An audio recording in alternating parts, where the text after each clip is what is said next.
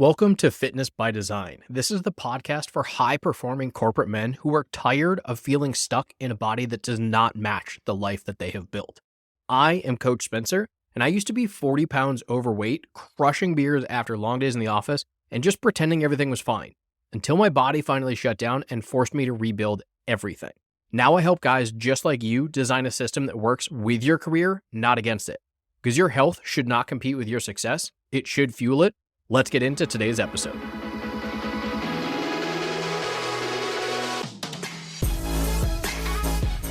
I turned 35 yesterday, and I'm going to be honest with you. This birthday hit a little different. And it's not because I'm scared of getting older, it's because I'm finally old enough to see through all of the excuses that got me to here.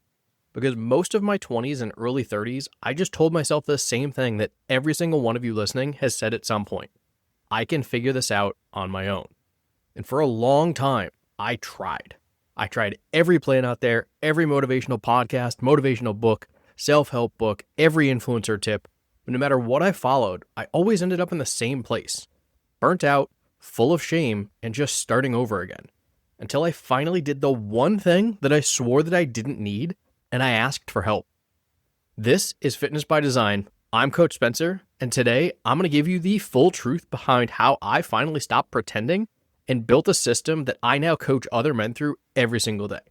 Because before I was a coach, before this podcast, hell, before Gallo Fitness even existed or was a thought in my mind, I was just another exhausted guy trying to survive the daily corporate grind. The 50, 60-hour work weeks, the long commutes, longer meetings, 12 to 14-hour days from the time I left the house to the time that I got home. I wasn't lazy. I was just tired. And I coped the only way that I knew how in my 20s. Numbing it away. And in my 20s, that was burgers, beers, fries, and most nights I didn't even drop off my work bag before I went straight to the bar. And it wasn't for fun, it was just to kind of relax and numb away the pain from the day. Well, that subsequently left the weight slowly creeping on. 5 pounds became 15, then 30, then 40, and I told myself, it's fine, I've got a good job, I have a great salary, I'll figure it out. And I was wearing my older brother's hand-me-downs, looser clothes to hide my body. I was avoiding the mirrors, I was avoiding eye contact, I wasn't confident in meetings, and I was just avoiding the reality that my health had finally slipped away. Well, one morning, I was climbing the stairs of the office, and I had that oh fuck moment, standing on the landing because I couldn't catch my breath walking up 2 flights. And that's when it hit me. I don't even recognize this version of myself anymore. I wasn't performing anymore, I wasn't a high achiever like I used to be. I was just surviving, and barely at that. And like most of you listening, I had tried everything. The men's health workouts ripped straight from the magazines or now their website, bodybuilding.com, shred plans and weight loss challenges, keto, fasting. I even dabbled with 75 hard and failed, like you keep doing. And at one point, I followed all of these plans to a point that I cut my carbs down to 25 grams a day. Now, for reference, that is half of a plain bagel. I was miserable. I was starving. I started snapping at people that I cared about, and I was watching others live their lives while I forced down dry chicken and brown rice, calling it discipline. I was doing 2-a-day workouts, hitting an hour-long lift in the morning, followed by an hour of cardio, going to work, and then having another hour-long cardio session at night. And I just kept telling myself, well, if I follow the plan exactly, the progress is going to come. And it did, but it never lasted for me. Every time that the plan failed, I would blame myself. I wasn't disciplined enough. I didn't want it bad enough. But that wasn't the real problem. The real problem was that I was following advice for people that didn't live my life. They didn't have ulcerative colitis. They didn't work a full-time 50, 60-hour work week job. They didn't commute 3 to 4 hours a day, and they sure as shit did not understand the stress tax that came from living a corporate life. But I listened to all these bodybuilders and influencers anyways, because I thought asking for help was weak. So I just stuck with the internet, stuck with Instagram, and followed bodybuilders that I looked at and said, you clearly know what you're doing, I'm going to follow you. Well, it turns out, refusing that help was ultimately my real weakness. There was not some cinematic rock bottom moment where I just had this gigantic realization. There was just a random Saturday morning. I was laying hungover on the couch, and I had no energy, and no, it wasn't because I was hungover. But it was because I realized that I was feeling like a complete and utter shell of who I was supposed to be. I remember thinking to myself, like, man, if I don't fix this, I don't think I'm going to make it till 30. And then a few weeks later, I was at my grandparents' house in the Finger Lakes, and it was a balmy 80 degrees and sunny, and I was freezing cold.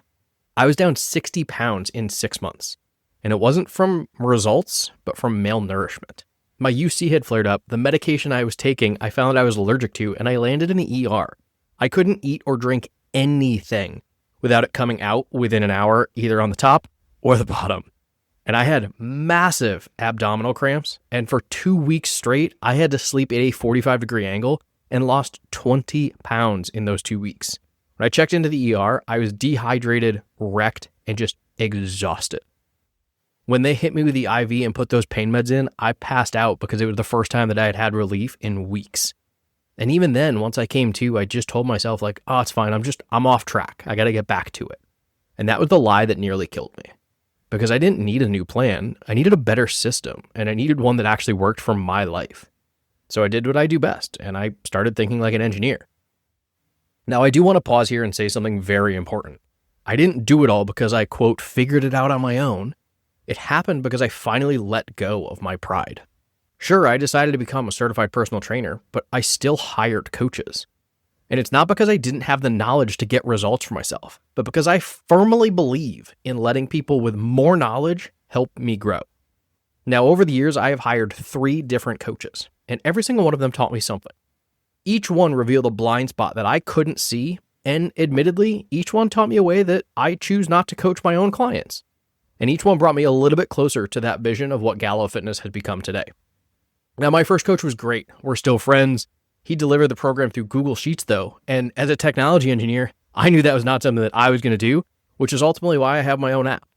My second coach did a majority of his communication and feedback through Instagram, which I personally didn't love. He is, again, still a dear friend, but I personally like to keep all of my things centralized in one location, which is that app. Makes things a lot easier, and I just found that having to go to Instagram to get my check-in feedback just didn't feel like how I wanted to coach my clients.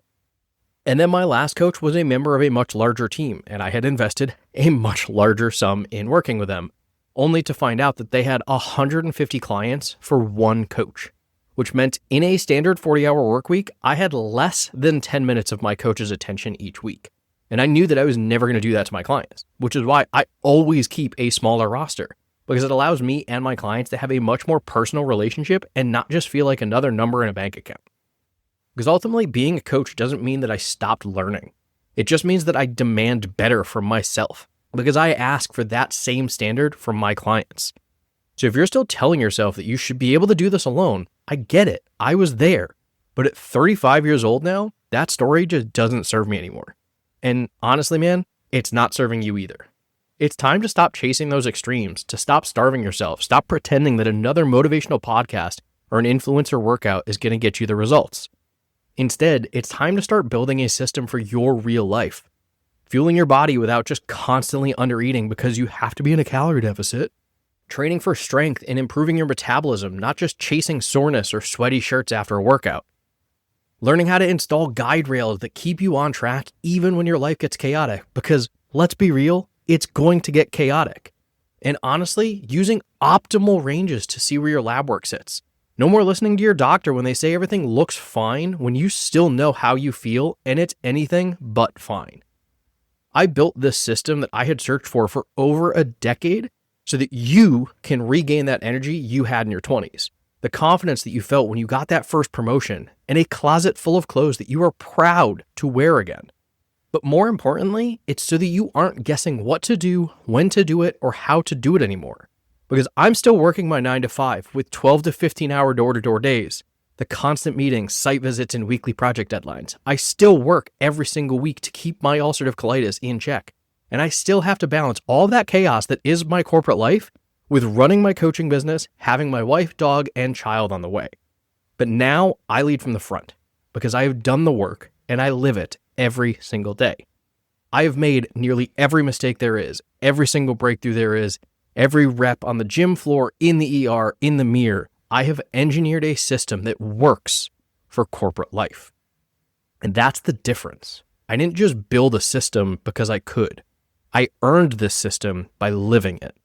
So if you're still in a place that I was, sick of pretending, sick of winging it, sick of being the man that everybody respects in the office, you still avoid your own reflection, let this be your moment. I built this for you because I was you. So DM me design on Instagram. Let's stop the guesswork, build you a system that finally reflects the man that you already are and should be, because this is where everything changes for both of us. This is Fitness by Design, and I'll see you in the next episode.